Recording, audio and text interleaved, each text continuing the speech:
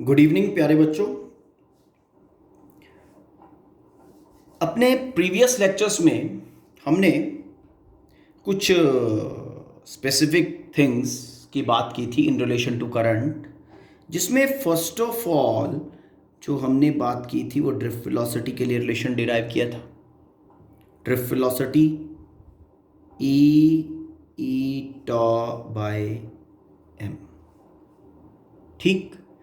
Then हमने बात की थी relation between current and drift velocity, that is I is equal to ANEVD, where A is area of cross section of the conductor, N is number of carriers available per unit volume in the conductor, E is electronic charge, and VD is drift velocity of the carrier. If you are thinking of electron as a carrier, mean if you are thinking of the electronic current, then this is drift velocity of electron, okay? And if this is drift velocity of electron, and this will be electronic current. And if you are taking the conventional current into account, mean if you are taking the motion, if you are considering the motion of conventional carrier current, conventional current, then this will be the drift velocity of the conventional carrier.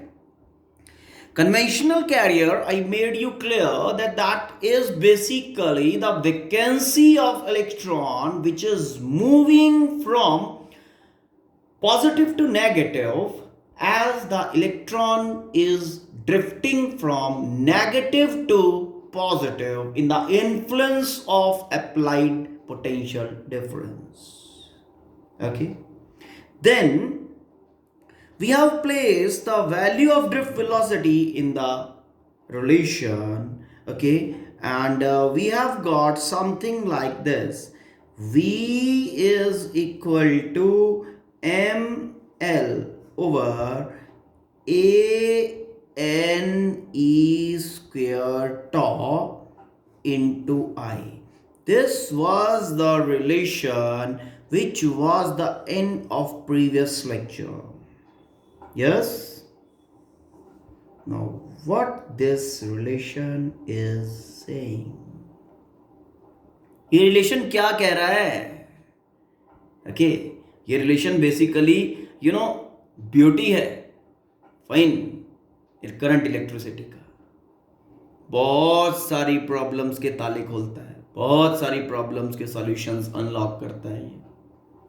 Okay, now just concentrate. Fine. Now just try to understand, okay, from these two things. Okay, we will be discussing this equation basically now, what this equation is conveying. Now potential difference V I have applied. Say value of V is equal to 10 volt in the situation, 10 volt. Okay, current produced positive to negative in this situation is say 5 ampere. Okay, in this situation it is 2 ampere. Okay, now just think of this thing: potential difference 10 volt, potential difference 10 volt. दोनों जगह, दोनों situations में potential difference हमारा same है. Okay, potential difference क्या है? Potential difference basically is current creating factor. In previous lecture, we have discussed this particular thing. When potential difference is applied across a conductor, when potential difference is applied across conductor, current is produced in that. Potential difference produces electric field produces the motion of the carrier, and the carrier motion in a specific way produces current.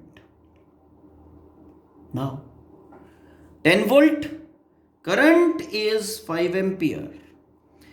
Corresponding to similar potential difference applied over here, we have lesser current. We have more current. Okay. For this same current, in one situation is more and in another situation it is less. Okay. It means, और current है क्या? Flow of carriers in some specific way. भाई flow of carrier ही तो है. हाँ, enforcing factor हमारा potential difference हुआ, उस एनफोर्समेंट के कारण प्रोड्यूस हुआ current, current flow, carrier flow. It means इस कंडक्टर में कुछ ऐसा है कि वो करंट के फ्लो को कंट्रोल कर रहा है. Something related to, okay, control of carrier flow, control of current flow in the situation, control of current, control of flow of current. Here that particular factor जिसको हम कंट्रोल कह रहे हैं, करंट कंट्रोलिंग फैक्टर, ओके, उसने यहां पे better काम किया, यहां ज्यादा प्रिडोमिनेशन दिखाई, तभी तो यहां करंट कम हो गया.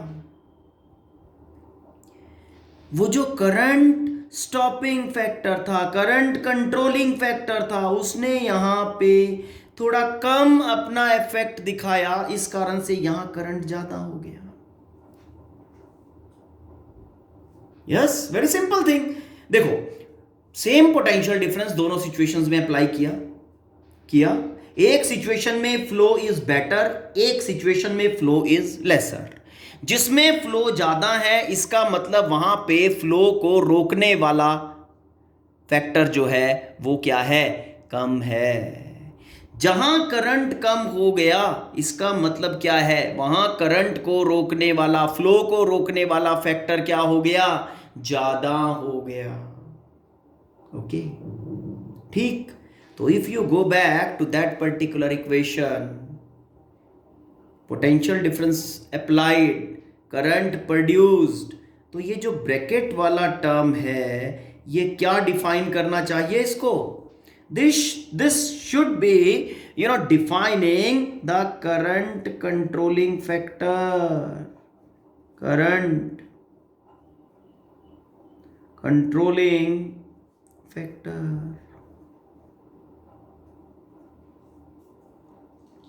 Okay, current controlling factor. In other way, if we are going, okay, and taking it, हमने कुछ ऐसा लिखा, V is equal to ml over a n e square tau, then I. हमने इसको कहा current controlling factor, current controlling factor in the conductor,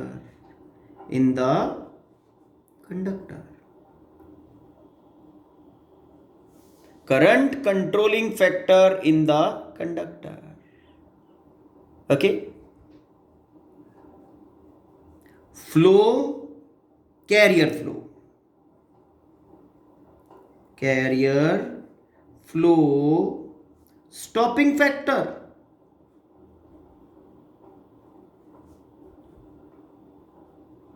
भाई current को control कैसे किया, कैरियर्स के फ्लो को कंट्रोल करके.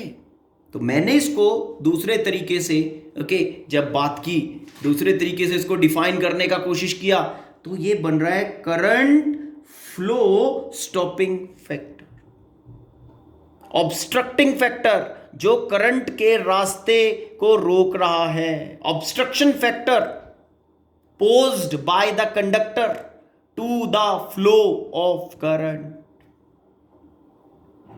Okay, obstruction posed. Okay, obstruction posed के लिए सिंगल वर्ड है टू रेजिस्ट.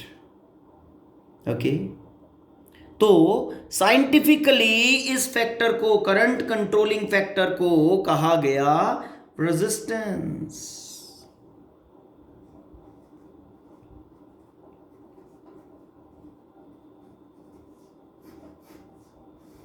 क्या कहा गया? रेजिस्टेंस। और इसको डिफाइन कैसे किया गया? Resistance is the obstruction posed by the conductor to the flow of current. Obstruction posed to the flow of current by the conductor is called resistance. तो in the view of this variable, जिसको हमने resistance कहा, okay, और equation ये वाला, okay, resistance को अगर हम आर से लिखते हैं, ओके, तो this equation becomes basically V is equal to this bracket term and I. This implies V is equal to IR. ये तो आपका पॉपुलर स्टेटमेंट, कौन से वाला, जिसको आपने 10th क्लास में पढ़ा था, ओम्स लॉ। ये तो ओम्स लॉ का स्टेटमेंट बन गया। Yes, this statement, this is also defining Ohm's law.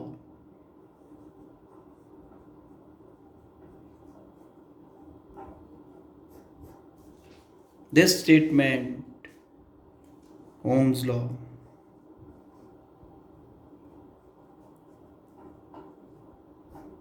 What your Ohm's law states? If this bracket term is constant, V is directly proportional to I. Current produced in the conductor is directly proportional to potential difference applied when these all variables, these all physical quantities are constant. That same is your Ohm's law. This statement, okay, V directly proportional to I, कब? When R is equal to constant. This is our Ohm's law. Okay, now let's go in the detail of Ohm's law. Ohm's law, V directly proportional, है ना? Now R, from this particular equation we are getting R is equal to this. Okay, now this is mass of carrier. Mass of carrier can't ever be changed. Fine. N, number density. Number density depends on nature of material.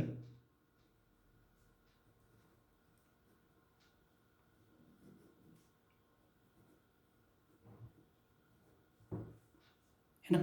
Because electronic configuration के ऊपर ये depend करेगा, कितने valence electrons हैं उसके ऊपर depend करेगा, है ना? तो this all things they vary from material to material, number of, nature of material. N, e, mass of carrier fix है, कंडक्टर के केस में mass of carrier, mass of electron होगा। E, charge on carrier, charge on carrier. In case of conductor it will be an electron, charge will be fixed, that is 1.6 into 10 to the power minus 19. Okay, now this variable L, length is a kind of variable जो user के ऊपर depend करता है। Length of conductor, situationally कभी हम छोटा length का conductor use करते हैं, ओके, और कभी हम बिगर लेंथ का कंडक्टर यूज करते हैं, okay. Now area of cross section, this is also a situational thing, depend on user. Area of cross section of conductor,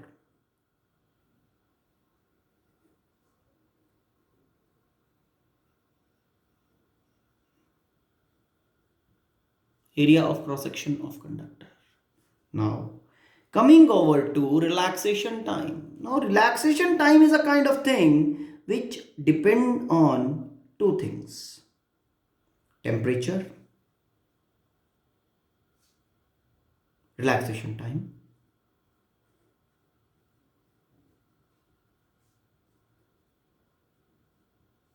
Okay.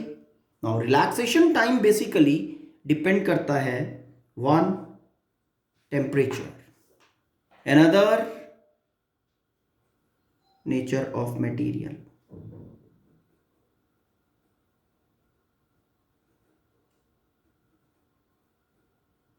Nature of material, nature of material मतलब atomic spacing क्या है, okay, material के अंदर कितने spaces available हैं, तो electron को जो हमारा कैरियर चला आ रहा है उसको पॉजिटिव आयन कितनी दूर, जितना ज्यादा एटॉमिक स्पेसेस होंगे, जितना ज्यादा एटॉमिक स्पेसेस होंगे, फाइन, उतना ज्यादा क्या होगा, रिलैक्सेशन टाइम होगा। ओके, और एटॉमिक स्पेसेस तो मटेरियल टू मटेरियल वेरी करते हैं, क्योंकि यूनिट सेल नाम की एक चीज होती है ना, तो nature of unit cell that varies from material to material. तो this law basically depend on two factor, one is nature of material, another one is temperature. Okay, nature of material and number density, number nature of material के ऊपर depend कर रहा है number of carriers per unit volume.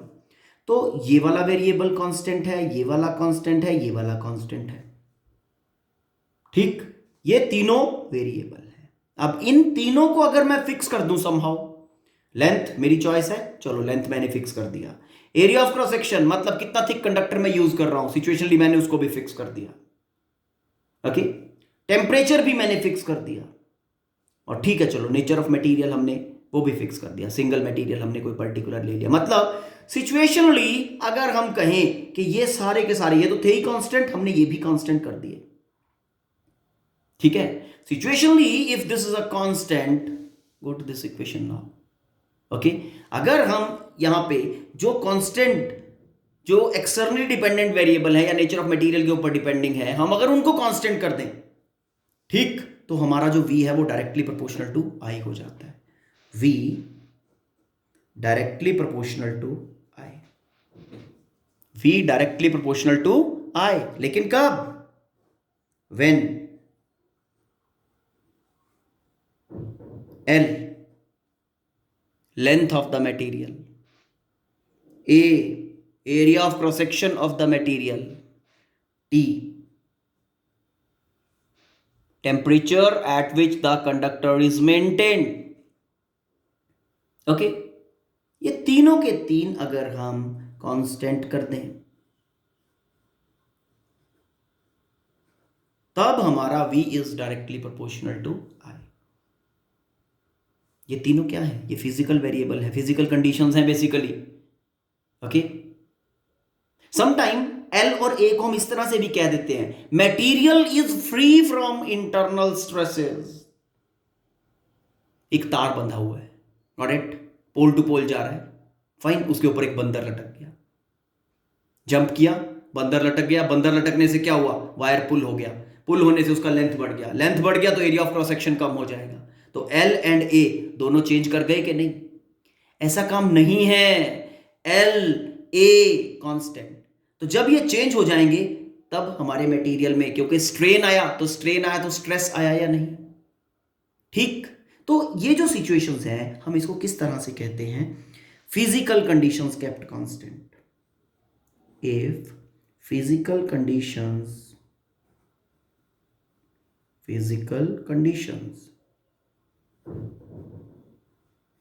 Kept constant,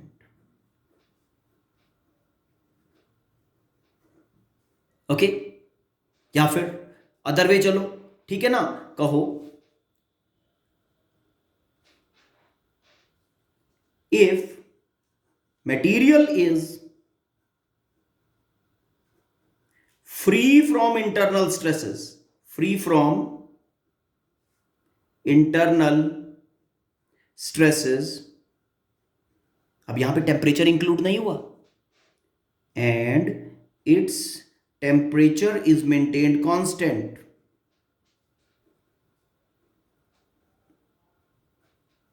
maintained constant.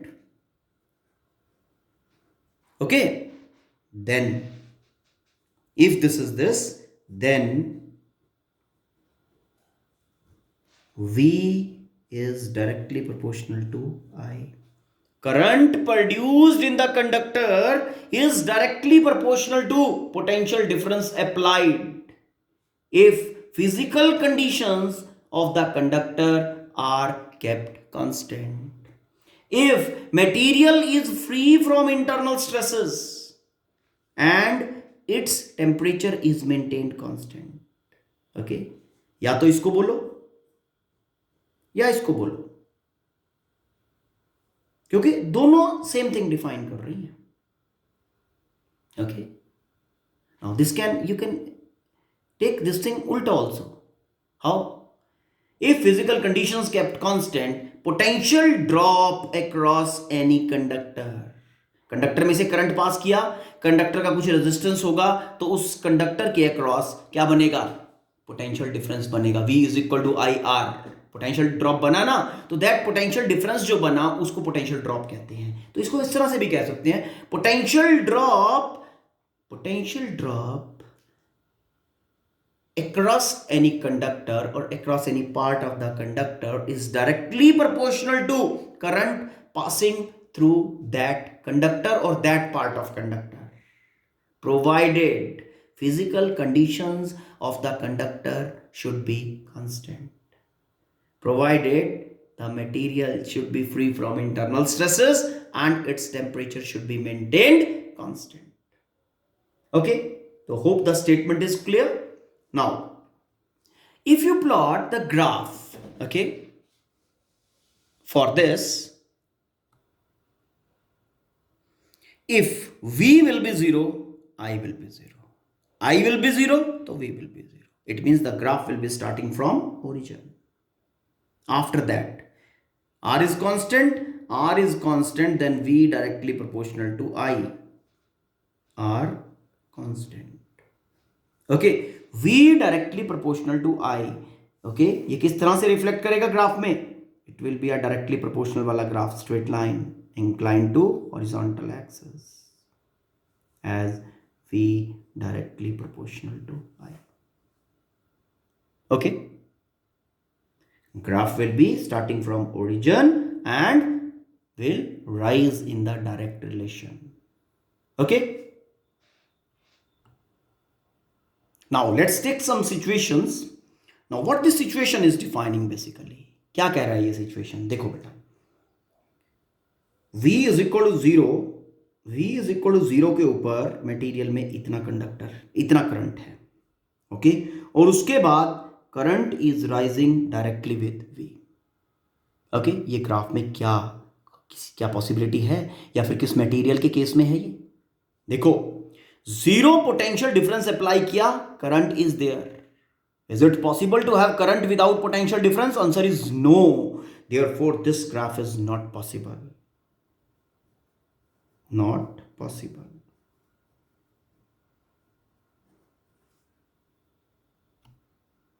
Current exists without potential difference, so this is not possible. What about this situation? This is V, this is I. अब इसमें क्या हो रहा है? देखो, ये यहां तक करंट 0 है ना? पोटेंशियल डिफरेंस अप्लाई किया सबसे पहली बात. हाँ चलो ठीक है, पोटेंशियल डिफरेंस अप्लाई किया, no current. Potential difference apply किया, नो करंट. यहां के बाद करंट आना शुरू हुआ, और उसके बाद वो भी डायरेक्ट रिलेशन में नहीं है ना? हाँ, ये पॉसिबिलिटी तो है कि पोटेंशियल डिफरेंस अप्लाई करते जा रहे हैं लेकिन करंट नहीं मिल रहा है. This happens in case of semiconductor basically. ठीक है, अब सबसे पहली बात, क्या ये सिचुएशन रियलिटी में एग्जिस्ट कर रही है? आंसर इज यस, कर सकती है. ठीक है ना? नाउ, तो क्या ओम्स लॉ ओबे कर रही है? Answer is no, it's not obeying Ohm's law. क्यों ओबे नहीं कर रही है? क्योंकि एक तो V0 I0 से ग्राफ शुरू नहीं हो रहा है, और दूसरा स्ट्रेट लाइन नहीं है. heading. Okay, no ohmic conductor because not obeying Ohm's law. Now take one more situation. V I, अब आप यहां पे कह सकते हो, ये देखो दिस इज द सिचुएशन, यहां पे क्या ओम्स लॉ ओबे हो रहा है? Answer is no. क्यों? क्योंकि V0 I0 होना चाहिए. ठीक है, यहां पे क्या हो रहा है? V0 था तो I0, उसके बाद V बढ़ाता जा रहा हूं लेकिन I तब भी 0 है. यहां तक V का वैल्यू आ गया V1 तक, करंट इज 0, है ना? ओके, हाँ, उसके बाद V is directly proportional to I, but यहां तक तो V बढ़ रहा है but current is not there. तो ये चाहे स्ट्रेट है लेकिन but it is not starting from origin, तो ये भी नॉन ओमिक कंडक्टर है. Non ohmic conductor. चलो इसको बताओ अब आप, ये क्या है? V I, same thing. V बढ़ाते जा रहे हैं, नो करंट. यहां V1 के ऊपर करंट मिलना शुरू हुआ और उसके बाद डायरेक्टली प्रोपोर्शनल नहीं है, तो this is also non ohmic conductor. Hope this is clear. ठीक है, तो revise it in a good way. तो in our previous lecture we will be taking some other thing. In our next lecture we will be taking some more things about Ohm's law and resistance. Thank you. Have a nice day.